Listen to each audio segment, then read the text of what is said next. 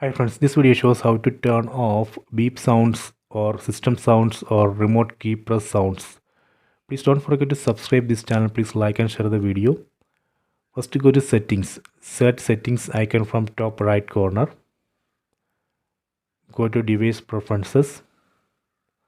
Set sound. Here we can see system sounds. By default this would be enabled. So let me disable it. Just press OK button on the remote. Done. See, now I have disabled system sounds. So now TV won't produce sounds when we press remote keys. So if later if you want to enable the system sounds, again go to settings, device preferences, then go to sound, then here we can enable system sounds.